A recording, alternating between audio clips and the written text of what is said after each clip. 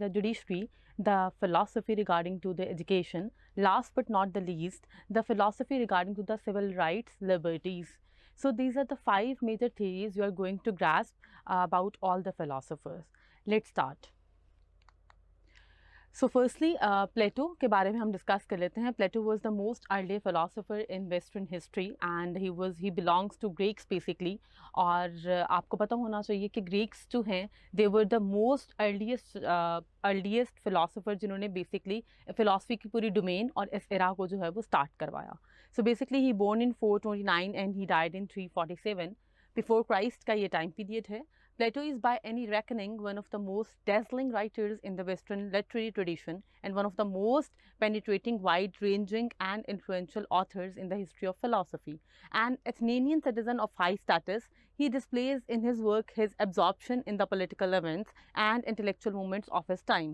He was a student of Socrates and mainly followed his footsteps in his philosophy. तो basically प्लेटो के बारे में ये कहा जाता है, एक मिसकंसेप्शन भी कह सकते हैं, एक थ्योरी भी कह सकते हैं कि प्लेटो ने अपनी कोई थ्योरी, अपनी कोई पर्सनल ओपिनियन या फिर अपना कोई पर्सनल काम नहीं किया, बल्कि उसने सॉक्रेटिस जो कि उसका टीचर था, उसकी बाय एंड लार्ज उसकी जितनी भी फिलॉसफीज थी उनको इनकलकेट किया है, क्योंकि सॉक्रेटिस ने कोई भी काम रिटन फॉर्मेट में नहीं किया था. तो बहुत से लोग ये भी क्लेम करते हैं कि प्लेटो ने बेसिकली अपने टीचर की जितनी भी आइडियोलॉजी और फिलॉसफी थी उसको फॉलो करते हुए बेसिकली अपनी सारी की सारी बुक्स लिखी और अपनी सारे के सारे आर्टिकल्स, जिसको आजकल के दौर में हम आर्टिकल्स कहते हैं, उस टाइम पे डॉक्यूमेंटेशंस वगैरह और एसेस का वर्ड यूज़ किया जाता था.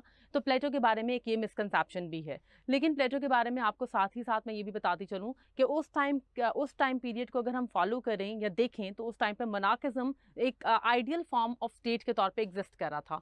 तो प्लेटो ने बेसिकली मोनार्किज्म को सपोर्ट करने के लिए भी उसकी फिलोसफिकल फाउंडेशंस जो हैं वो अपनी बुक्स के अंदर दी हैं. अलॉन्ग विद दैट मैं आपको बता दूं कि फिलोसोफर जो आपका प्लेटो है इसने भी बेसिकली डिवाइड किया है पूरी की पूरी सोसाइटी को on the basis of intellect, और इसने स्लेवरी को जो है वो as it is philosophical foundations के थ्रू प्रूव किया है कि स्लेवरी बहुत हद तक जस्टिफाइड इंस्टीट्यूशन है सोसाइटी का और इसको एग्जिस्ट करना चाहिए as it is.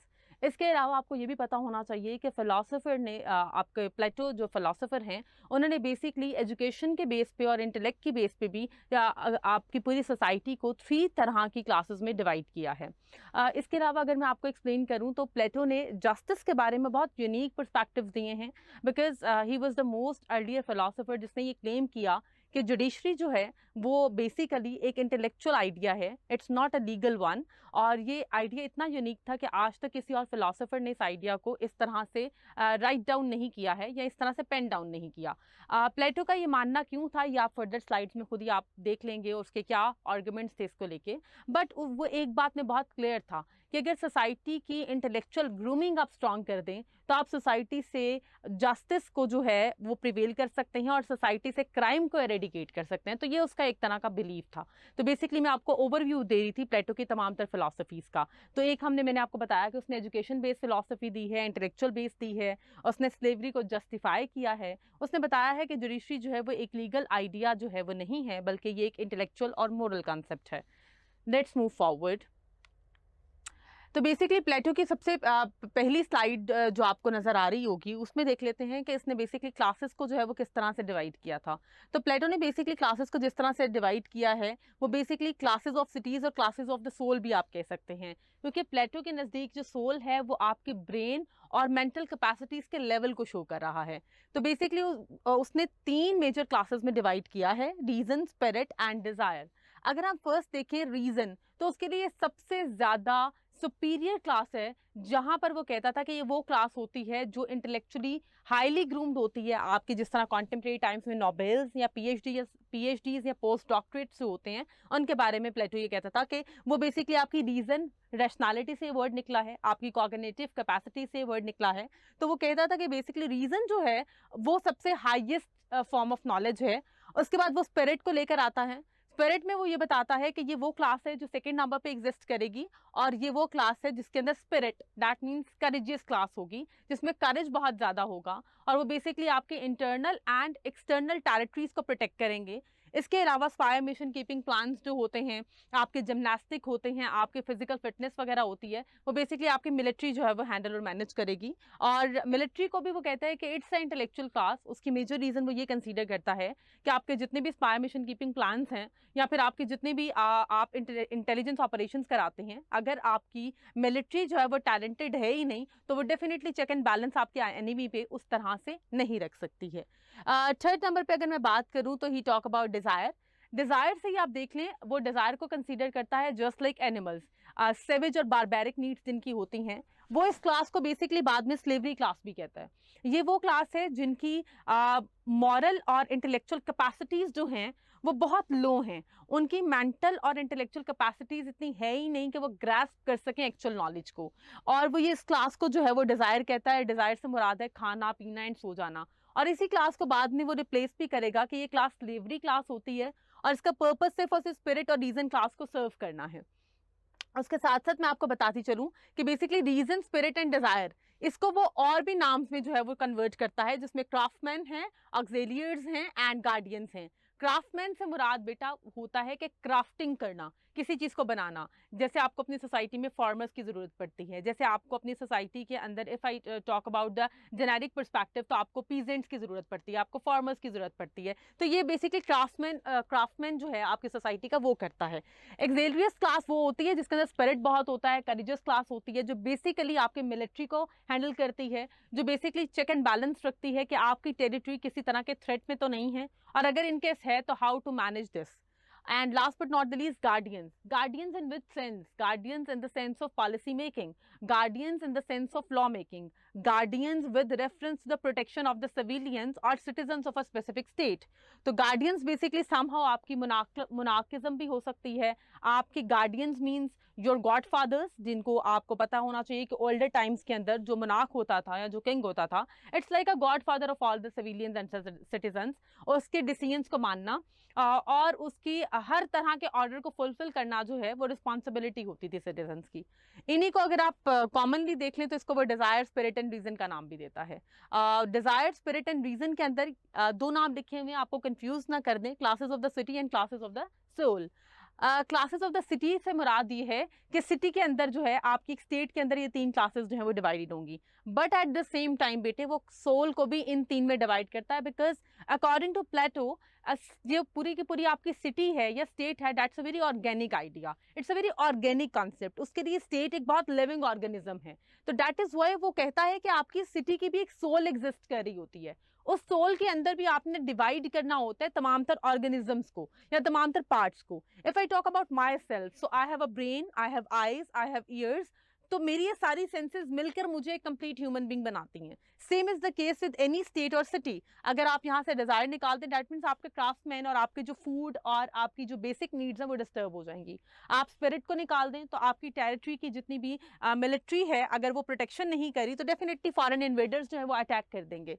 In case reason exist नहीं कर रही, अगर आपकी ये क्लास एग्जिस्ट नहीं करती है, तो definitely at some point, at some level, it's going to disturb your policies. And why is that so? Again because monarch ultimately आपकी मिलिट्री को डील कर रहा है। मोनार्क अल्टीमेटली देख रहा है कि what are the needs of my citizens and how I am going to fulfil these needs, and if in any case I'm not fulfilling all these needs, how I am going to cater and manage the psychological disturbances of my citizens. So this is how, जिस तरह वो आपको ये तीन explain करता है। I hope it is clear now, and now we are moving forward. प्लेटो के बेटा जो मेजर उसकी थेरीज हैं अगर उसको देख लिया जाए तो बेसिकली मोस्ट फेमस वर्क उसका द रिपब्लिक है, the ideal state. Then he gave the theory of education, then he gave the theory of justice, then he gave the theory of communism, and then he gave the theory of slavery, and last but not the least he gave the concept of philosopher king. अब मैंने आपको पहले वो जो 3 classes वाला idea है वो पहले इसलिए एक्सप्लेन किया है क्योंकि उसको एक्सप्लेन किए बगैर आप इन सारे कॉन्सेप्ट्स को आर्टिकुलेट नहीं कर सकते। उसके नज़दीक एक आइडियल स्टेट है ही वो जिसमें ये 3 क्लासेस एग्जिस्ट करेंगी, जिसमें ये 3 क्लासेस अपनी अपनी डोमेन में अपनी अपनी एक्सपर्टीज को यूज करेंगी एक स्टेट को आइडियल स्टेट बनाने के लिए। प्लस वो तमाम की तमाम जो क्लासेस हैं वो एक दूसरे के काम में इंटरवीन नहीं करेंगी। इसके अलावा वो तमाम हार्मोनाइजेशन क्रिएट करेंगी सोसाइटी और सिटी के तमाम तर ऑर्गेनिजम्स के अंदर, ताकि आप किसी भी सिविल केओस मेस से जो है या फिर किसी भी तरह का जो एक रिवॉल्ट होता है किंग के अगेंस्ट, उससे जो है वो बच सकें। थ्योरी ऑफ एजुकेशन जो है उसके बारे में अगर मैं बात करूं तो प्लेटो जो है वो बेसिकली प्रमोट करता था education for both men and women. यहीं पर हमें ये पता चलता है कि Plato was somehow he was a feminist and he was a proto feminist. It's a new term, I am going to elaborate it as well. Proto की term बेटे हम तब यूज करते हैं जब एक ऐसी थ्योरी के बारे में हम बात करते हैं जो एक्चुअल में रियलिटी में एग्जिस्टेंस में नहीं होती, किसी ने उस स्पेसिफिक जॉनरा का नाम नहीं सुना होता, बट जब हम उसकी हिस्टोरिकल फाउंडेशंस में जाते हैं तो हम ये कहते हैं कि अगर उस थ्योरी से मैचेबल बात या उस थ्योरी से को अलाइन और को रिलेट करने वाली बात किसी फिलोसोफर ने की है तो उसको हम प्रोटो कहते हैं। जैसे प्रोटो न्यूट्रॉन वगैरह होता है आपका, ठीक है, प्रोटो इलेक्ट्रॉन होता है जिसके ऊपर चार्जेस होते हैं बट वो एक्चुअल में इलेक्ट्रॉन या प्रोटॉन्स नहीं होते। तो that's how we are using this term proto feminist for Plato as well. So पहली तो बात यह है कि एजुकेशन के अंदर ही ऑलवेज कंसीडर कि एजुकेशन जो है वो मेन एंड ऑब्वियसली विमेन दोनों के लिए इक्वली इंपॉर्टेंट है। But at the same time उसने एजुकेशन के बारे में कुछ बड़े मज़े की बातें भी की हैं, आपसे शेयर करती हूँ। ऑफ कोर्स सब बच्चों का एक बेसिक प्रॉब्लम है और वो प्रॉब्लम ये है कि एग्जामिनेशंस के अंदर ग्रेड्स का आना, एग्जामिनेशन के अंदर फेलियर हो जाना, और आपके पेरेंट्स ऑफ कोर्स आपको इस बात पे बहुत ज़्यादा जो है वो ऑब्वियसली बहुत स्कोल्ड भी करते हैं, बहुत ज़्यादा डांट भी पड़ती है, एक हेट्रेड एनवायरनमेंट भी क्रिएट होता है घर के अंदर। तो basically Plato was the one जिसने ये एक आइडिया जो है वो दिया था कि एजुकेशन के अंदर एग्जामिनेशन सिस्टम और एग्जाम्स लेना कितना ज़रूरी है। He was the first philosopher ever in the history जिसने ये बताया था कि आप बेसिकली किस तरह से एग्जामिनेशन के थ्रू देख सकते हैं कि किस बच्चे ने कितना सीखा है। तो बेसिकली सबसे पहले जो उसने एजुकेशन की बात की है वो अर्ली एजुकेशन है, उसको आप प्राइमरी एजुकेशन भी कह सकते हैं। अर्ली एजुकेशन में ही क्लेम दैट कि आपने एथिक्स, मोरालिटीज, मोरल वैल्यूज जो हैं वो एक स्टूडेंट को सिखानी है। जब आप एथिक्स, मोरालिटीज और मॉरल वैल्यूज एक स्टूडेंट को सिखाएंगे, एक बच्चे को सिखाएंगे, तो डेफिनेटली वो इंटेलेक्चुअली इतना ग्रूम हो जाएगा कि उसको पता होगा कि मुझे सोसाइटी के नॉर्म्स और वैल्यूज के अगेंस्ट जाकर कुछ भी नहीं करना है। उसको पता होगा कि मैं कन्फाइन हूँ इन नॉर्म्स एंड वैल्यूज को फॉलो करने के लिए। उसको ये पता होगा कि who is a good citizen and who is going to be the bad citizen. आप इसका बेसिक कॉन्सेप्ट यहाँ से भी ले सकते हो कि from the very early age of any child, from the beginning of our life, हमें हमेशा एक सच और झूठ का डिफरेंस पता होता है। हमें ये पता होता है कि चोरी करना is not a good thing, ये हमें बचपन से सिखाया जाता है। तो दैट्स हाउ प्लेटो ये कहता था कि आप अर्ली एजुकेशन के अंदर उनको एथिक्स और मोरालिटी सिखाएं, म्यूजिक सिखाएं, उसको सॉफ्ट बनाएं, उसकी जो साइकी है उसको इस तरह से टेम एंड ट्रेन करें कि उसके अंदर इमोशंस जो हैं वो एग्जिस्ट करें और उसको पता हो कि how I am going to be a very good citizen in the society irrespective of my intellectual capacities. तो अर्ली एजुकेशन इसको कंसीडर करता है। और वो ये कहते हैं कि ये एजुकेशन का लेवल जो है वो बेसिकली 10 ईयर से स्टार्ट होगा एंड समहाउ वो कहते हैं कि 18 ईयर्स तक जो है वो जाएगा। 18 ईयर्स तक जब ये होगा तो उसके बाद वो ये क्लेम करता है कि 18 साल बाद आप एक टेस्ट कंडक्ट करा के देख लें।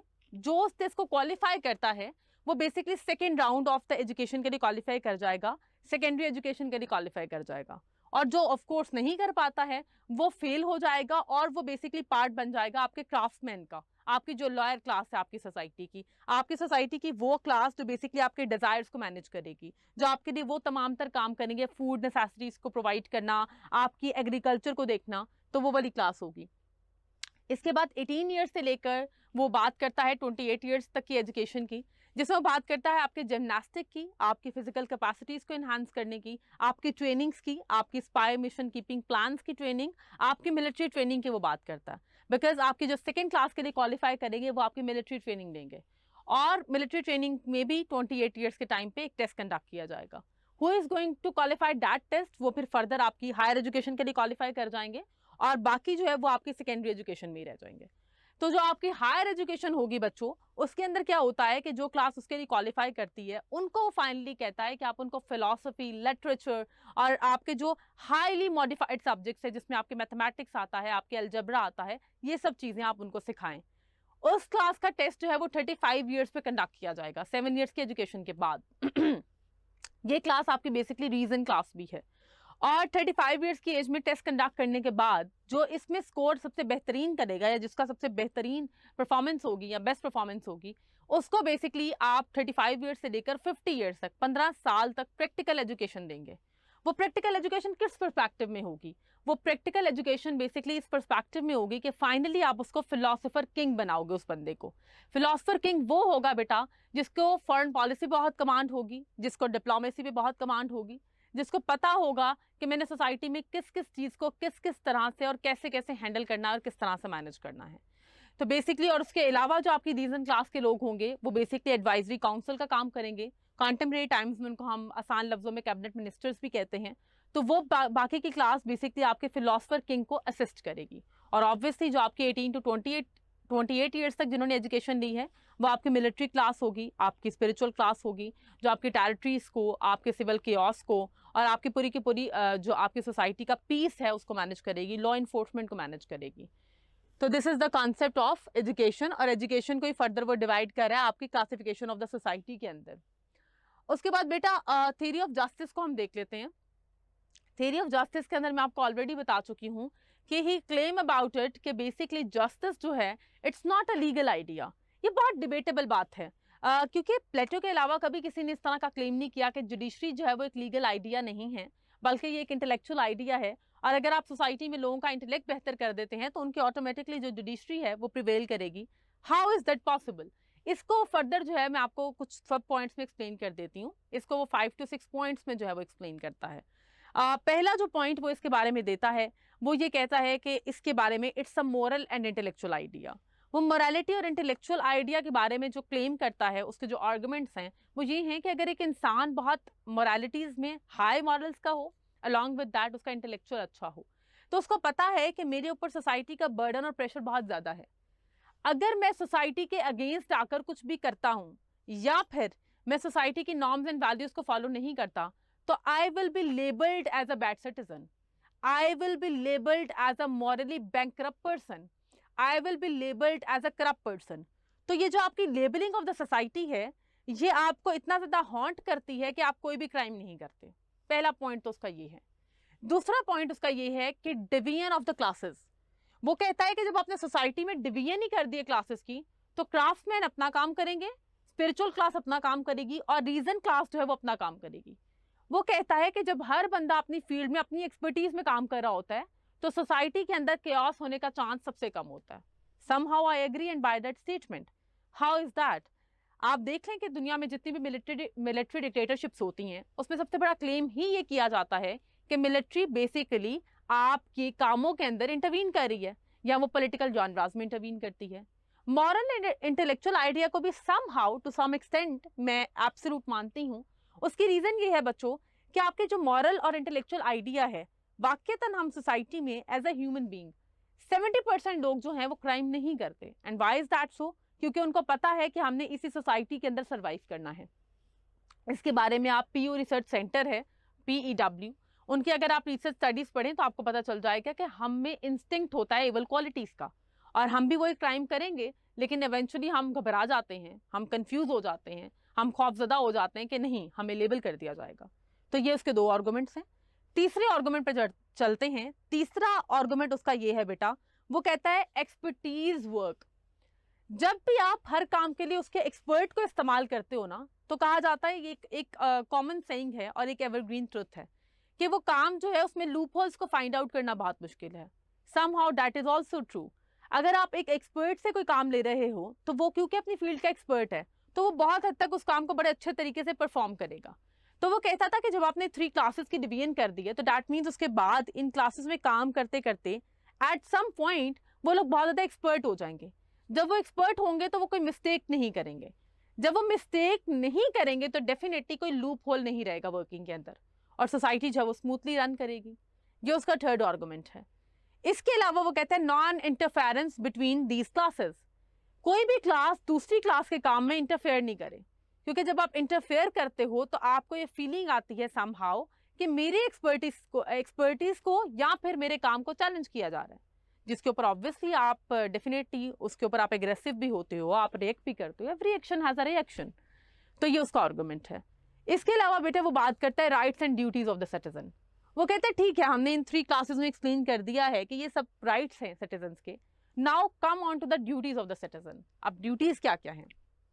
वो ये कहता है कि आप राइट्स तो ड्यूटीज तो उनसे ले रहे हैं लेकिन उनको राइट्स भी दें। राइट्स क्या है? प्रोटेक्शन ऑफ लाइफ, उनकी लाइफ की प्रोटेक्शन होनी चाहिए, प्रोटेक्शन ऑफ लिबर्टी, उनकी किसी हद तक, एक खास हद तक, क्योंकि तब उस टाइम पे लिबरलिज्म का कॉन्सेप्ट बहुत डिफरेंट था बेटा, मोनार्किज्म था, फंडामेंटल राइट्स का कॉन्सेप्ट नहीं था, बिल ऑफ राइट्स नहीं आया था। तो definitely at that time rights इसी हद तक थे कि आप उनके डोमेस्टिकेटेड एनिमल्स को प्रोटेक्ट कर लें, आप जिस घर में वो रह रहे हैं उस शेल्टर को प्रोटेक्ट कर दें, आप उनकी लाइफ को प्रोटेक्ट कर दें, अलॉन्ग विद दैट आप फॉरेन इन्वेडर्स को कंट्रोल कर दें कि वो आपकी सोसाइटी को या आपकी स्टेट को अटैक ना करें।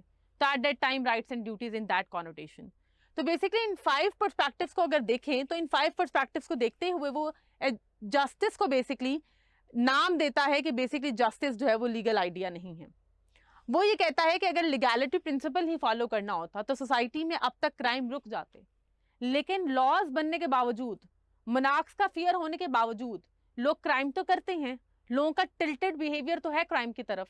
तो the only thing which can stop the crimes in the society that is कि आप उनको एजुकेट करें, आप उनकी मॉरल वैल्यूज को प्रमोट करें, आप हाई मॉरल्स को, ऑब्वियसली हाई मॉरल्स के पर्सपेक्टिव में उनको ट्रेन करें, आप उनके इंटेलेक्चुअल लेवल को इस हद तक ग्रूम करें कि उनको पता हो कि गुड और बैड सिटीजन होने का मतलब क्या है, उनको लेबलिंग का जो है वो एक फियर जो है उनके दिल में हो। तो that's how you are going to control the crime in the society and that's how the justice prevails in the society. इसके अलावा अगर कॉन्टेम्प्रेरी टाइम्स में देखा जाए और इसके ऊपर मैं आपको एक ओवरव्यू दूं तो डेफिनेटली कॉन्टेम्प्रेरी टाइम्स में अब फाइनली ये फॉलो किया जा रहा है कि justice is a legal idea, but along with that is a idea of behaviouristic school of thought. And how is that possible? America के अंदर स्पेशली और यूरोपीय यूनियन की जितनी भी स्टेट्स हैं वो बेसिकली जितना भी क्रिमिनल एक्टिविटीज़ होती हैं उसमें फिर जो ऑफेंडर होता है, जो क्रिमिनल होता है, उसकी साइकोलॉजिकल टेस्टिंग करवाई जाती है, उसके बिहेवियर्स को टेस्ट किया जाता है और देखा जाता है कि इसको बाइपोलर डिसऑर्डर तो नहीं है, क्या इसके अंदर इस तरह की टेंडेंसीज तो नहीं है, क्या इसका कोई मेंटल डिसऑर्डर तो नहीं है जिसकी वजह से ये क्राइम कर रहा है। तो दिस इज द थिंग जिसके ऊपर जो है वो टेस्टिंग की जाती है, बाकायदा चेक किया जाता है और उसके बाद उसको जो है वो जुडिशियल हेयरिंग के लिए भेजा जाता है। तो ये मॉरल और आपके इंटेलेक्चुअल कैपेसिटीज में ही आता है कि अगर एक इंसान की इतनी कैपेसिटी नहीं है कि वो ये जज कर सके कि मैं ये क्राइम कर रहा हूँ या नहीं, उसको पता ही नहीं है कि मैं ये क्राइम कर रहा हूँ, तो आप कैसे क्लेम कर सकते हो कि आप उसको उसके ऊपर जो है वो पनिश कर सकते हो। फिर अगर आप देखें कि अगर आपकी नॉन इंटरफेरेंस वाली थ्योरी फॉलो हो जाए तो डेफिनेटली जस्टिस प्रिवेल करता है समहाउ।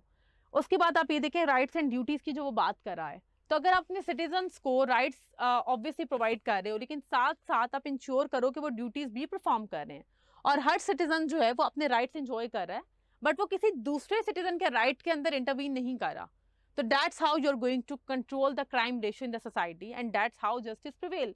कॉन्टेम्प्रेरी टाइम्स में यही सबसे बड़ा प्रॉब्लम है कि आपकी बुर्जुआजी क्लास जो है वो आपकी प्रोलेटरिएट क्लास के राइट्स को स्नब करती है, आपकी जो रिच क्लास है वो आपकी पुअर क्लास को एक्सप्लॉइट करती है। जब वो एक्सप्लॉइटेशन करती है और उनको समहाउ ये फील होता है कि हमारी एक्सप्लॉइटेशन, हमारी सब्जुगेशन की जा रही है, तो आपको एक रिएक्शन देखने को मिलता है।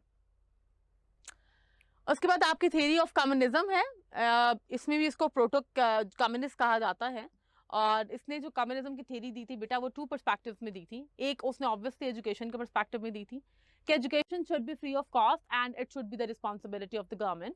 उसकी बहुत, लेकिन उसका पर्सपेक्टिव अगर देखें तो बहुत लॉन्ग एजुकेशन है, 10 ईयर्स से लेकर 50 ईयर्स तक की एजुकेशन की वो बात कर रहा है, but he still claim that कि ये एजुकेशन जो है वो गवर्नमेंट की रिस्पॉन्सिबिलिटी होनी चाहिए। आज कॉन्टेम्प्रेरी टाइम्स में चाइना, रशिया, वियतनाम, जितने भी आपके सोशलिस्ट कंट्रीज हैं या कम्युनिस्ट कंट्रीज हैं जो ये क्लेम करते हैं कि we follow the Marxist ideology, आपको पता चलेगा कि वहाँ पर एजुकेशन जो है वो फ्री ऑफ कॉस्ट है और एजुकेशन जो है बेसिकली वो गवर्नमेंट की रिस्पॉन्सिबिलिटी है। उसके बाद आपकी आती है थ्योरी ऑफ स्लेवरी, उसकी जो स्लेवरी की थ्योरी है उसके ऊपर डिस्कशन कर लेते हैं। स्लेवरी की थ्योरी के बारे में अगर मैं आपको थोड़ा एलैबोरेट करूं बेटा, तो उसने बेसिकली कहा था कि अगर आपका इंटेलेक्चुअल लेवल ही इतना स्ट्रांग नहीं है तो definitely you are a slave for military and for the royal class. That means आप पैदा ही इसलिए हुए हैं कि आप अपनी मिलिट्री क्लास को और अपनी रॉयल क्लास को सर्व कर सके। व्हाई इज दैट सो? वो कहता था कि फूड का ख्याल करना, घर बनाना, पैलेसेस को ऑब्वियसली बिल्ड करना, ये सारे बड़े बेसिक से काम हैं।